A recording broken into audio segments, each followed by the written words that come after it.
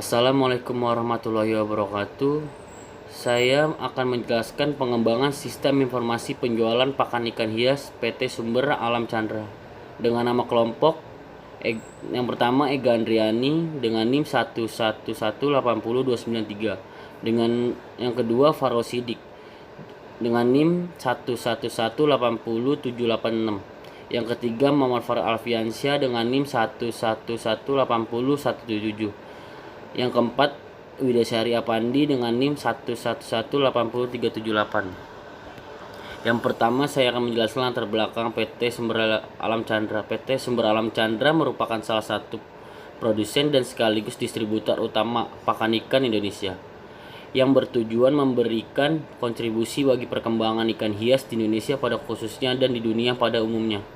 Dengan semakin meluasnya daerah pemasaran dan permintaan yang semakin bertambah, maka dibutuhkan sistem informasi yang dapat membantu proses penjualan, mulai dari menerima order sampai menyiapkan faktur untuk pembeli.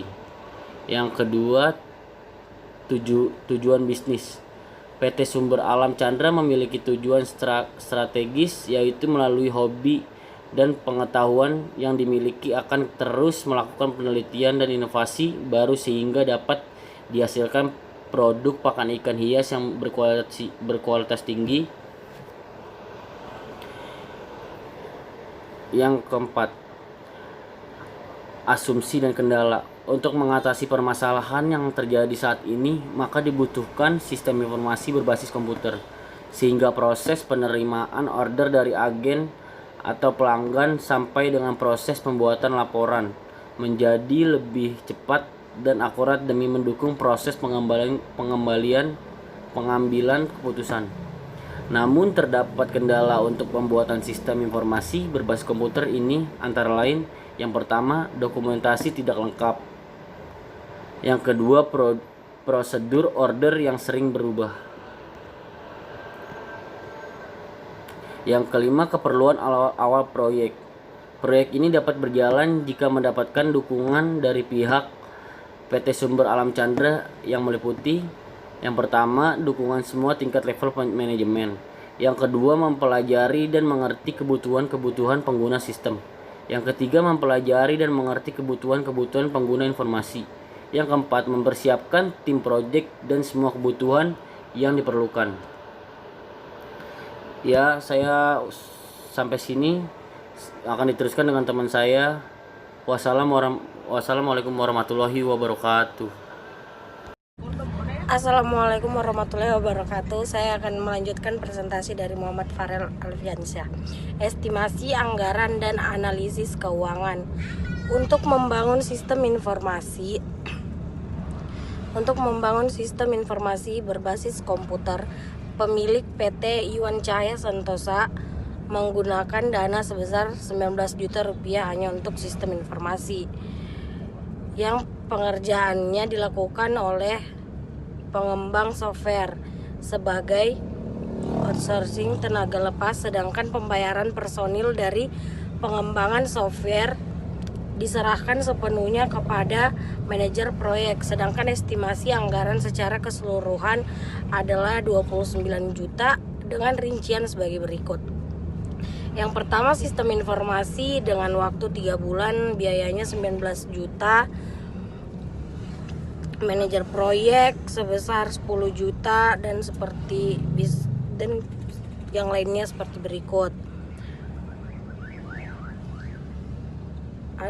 Kita masuk ke estimasi jadwal. Berikut estimasi jadwal secara garis besar. Yang pertama, persiapan proyek 1 minggu, analisis data dan proses 2 minggu, perancangan data, proses dan interface 2 minggu, mempresentasikan hasil rancangan 1 minggu per minggu, dan seperti yang lainnya. Kita masuk ke resiko potensial. Resiko yang akan muncul jika pembangunan sistem informasi ini tidak dilaksanakan atau ditunda antara lain, yang pertama, membuat kinerja organisasi tidak maksimal dalam melayani agen dan pelanggan. Yang kedua, kurang dapat bersaing dengan perusahaan sejenis yang telah memakai sistem informasi terlebih pesaing yang sudah menggunakan transaksi online untuk memasarkan produknya. Yang ketiga, resiko lain yang mungkin akan terjadi adalah pemilihan perangkat lunak mulai sistem informasi, database, dan bahasa pemrograman. Sistem informasi manajemen adalah sekelompok proses di mana data diperoleh, dianalisa, dan ditampilkan dengan cara yang berguna untuk tujuan. UML, Unified Modeling Language. UML adalah sekumpulan alat yang digunakan untuk melakukan abstraksi terhadap sebuah sistem atau perangkat lunak berbasis data. UML juga menjadi salah satu cara untuk mempermudah pengembangan aplikasi yang berkelanjutan. Use case diagram merupakan diagram yang menggambarkan hubungan antara aktor dengan sistem. Use case diagram juga digunakan untuk mengetahui fungsi apa saja yang ada dalam sebuah sistem dan bisa. Assalamualaikum warahmatullahi wabarakatuh. Saya Budha Syariah Pandi ingin melanjutkan presentasi dari Ega Andriani. Di sini saya akan menjelaskan tentang use case. Use case diagram merupakan diagram yang menggambarkan hubungan antara aktor dengan sistem. Use case diagram juga bisa digunakan untuk mengetahui fungsi apa saja yang ada di dalam sebuah sistem dan bisa juga mempresentasikan sebuah interaksi aktor dengan sistem. Manfaat dari use case sendiri adalah untuk memudahkan komunikasi dengan menggunakan domain, expert, dan juga end user. Memberikan kepastian pemahaman yang pas tentang kebutuhan sebuah sistem. Use case diagram mempunyai 3 komponen, yaitu sistem. Sistem menyatakan batasan sistem dalam relasi dengan aktor-aktor yang menggunakannya di luar sistem dan fitur-fitur yang harus disediakan dalam sistem. Yang kedua, ada aktor. Aktor adalah segala hal di luar sistem yang akan menggunakan sistem tersebut untuk melakukan sesuatu. Bisa merupakan manusia, sistem, atau device yang memiliki peranan dalam keberhasilan operasi dari sistem. Dan yang ketiga ada use case. Use case sendiri adalah gambaran fungsional dari sebuah sistem. Dengan demikian, antara konsumen dan juga pengguna pada sistem tersebut akan mengerti atau paham mengenai fungsi sistem yang tengah dibangun. Use case diagram juga mempunyai beberapa relasi, yaitu association. Penjelasan dari association, teknik mengidentifikasikan interaksi yang dilakukan oleh aktor tertentu dengan use case tertentu. Hal ini digambarkan dengan garis antar aktor terhadap use case tersebut. Yang kedua ada generalization, mendefinisikan relasi antara dua aktor atau dua use case yang mana salah satunya menginherit dan menambahkan atau override sifat dari yang lainnya. Yang ketiga ada dependensi. Dependensi ini terbagi menjadi 2 macam, yaitu include dan juga extend. Include itu fungsinya untuk mengidentifikasikan hubungan antara 2 use case, di mana use case yang satu akan meninggalkan use case yang lainnya. Jenis-jenis use case diagram ada use case C-level, use case phase level, use case class diagram, use case activity diagram, dan use case sequence diagram. Use case C-level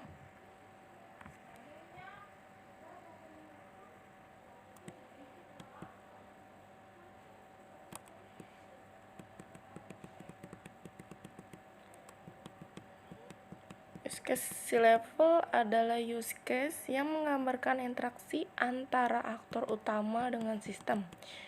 Di sini use case C-levelnya ada pelanggan, lalu di dalam pelanggan terdapat login, lalu membeli barang, melihat daftar pesanan, melihat transaksi barang, melihat informasi akun.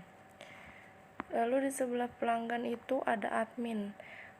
Admin itu untuk mengelola akun, mengelola data barang, dan melihat laporan penjualan. Sekian dari presentasi saya, akan dilanjutkan oleh Farul Sidik. Kurang lebihnya mohon maaf. Wabillahi taufik walhidayah. Wassalamualaikum warahmatullahi wabarakatuh. Assalamualaikum warahmatullahi wabarakatuh.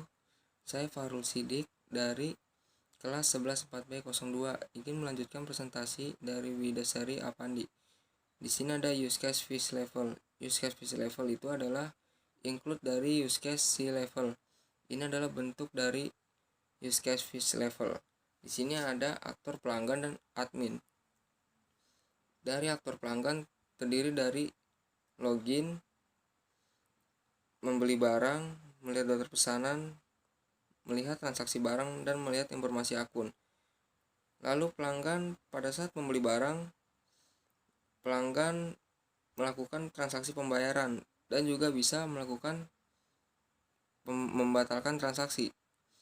Dan pada melihat daftar pesanan, pelanggan dapat mengecek pesanan apakah barang tersebut sudah bisa diproses, maka dia akan mengecek lalu dia memesan barang. Pada saat melihat transaksi barang, pelanggan melihat status pemesanan barang. Apa status pemesanan itu? Misalnya berapa hari barang itu akan dikirim, bisa dilihat dari statusnya. Lalu melihat detail pesanan. Dan terakhir ada melihat informasi akun. Informasi akun itu dia bisa mengubah password dan mengubah alamat sesuai yang dia inginkan. Lalu ada admin. Admin itu dia mengelola akun pelanggan, mengelola data barang, dan melihat laporan penjualan. Selanjutnya ada use case class diagram. Use case class diagram itu adalah struktur dan penjelasan kelas, paket dan objek, serta hubungan satu sama lain. Di use case class diagram ada kelas admin, pelanggan, barang, dan pemesanan. Pada kelas admin mempunyai atribut ID admin, nama, password. Pelanggan mempunyai atribut alamat, ID pelanggan, nama, dan nomor telepon. Pada barang mempunyai atribut ID barang, nama barang, dan stok barang. Pemesanan juga mempunyai atribut alamat pemesanan, ID pemesanan, jumlah pesanan, nama pesanan. Admin dihubungkan ke barang yaitu one to many. Artinya satu admin bisa melihat beberapa barang. Lalu admin ke pelanggan sama one to many. Admin dapat mengelola data dari beberapa pelanggan. Lalu pelanggan ke pemesanan yaitu many to many. Artinya tuh beberapa pelanggan dapat memesan beberapa barang. Kemudian ada use case activity diagram. Use case activity diagram itu suatu kegiatan yang menggambarkan tentang aktivitas yang terjadi pada sistem. Nah, di sini use case activity diagram dimulai dari pelanggan, lalu pelanggan login, kemudian admin mengelola akun pelanggan. Lalu pelanggan akan membeli barang, kemudian admin akan mengelola data barang. Selanjutnya pelanggan akan melihat daftar pesanan dan melakukan transaksi barang. Lalu admin akan mencetak bukti transaksi dan pelanggan menerima bukti transaksi dan selesai. Itu adalah bagian dari activity diagram. Kemudian ada sequence diagram. Sequence diagram itu suatu diagram yang menggambarkan interaksi objek dan memberi petunjuk di antara objek-objek tersebut. Di sini ada sequence diagram pelanggan. Untuk login, pelanggan akan memasukkan email dan password. Kemudian memverifikasi, validasi username dan password. Kemudian dia verifikasi, lanjut cek hak akses server ada di sistem.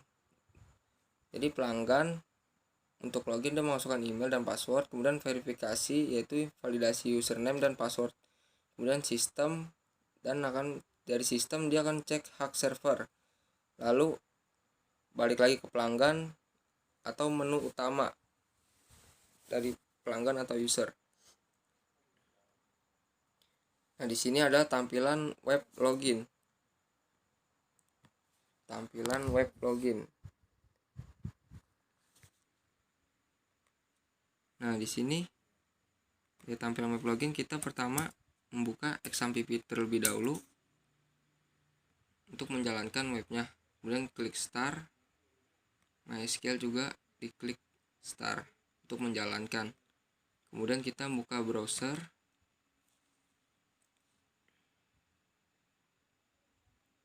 Selanjutnya kita klik localhost. Kita ketik localhost.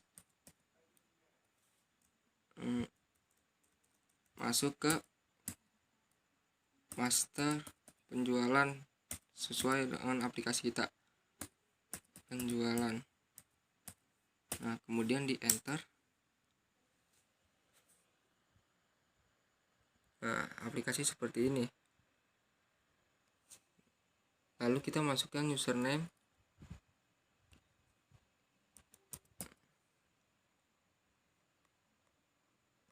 Nah, lalu masuk username, enter. Nah, seperti ini transaksi dari aplikasi sebuah penjualan. Sekian dari kelompok kami, kurang lebihnya mohon maaf. Wabillahi taufiq wal hidayah. Wassalamualaikum warahmatullahi wabarakatuh.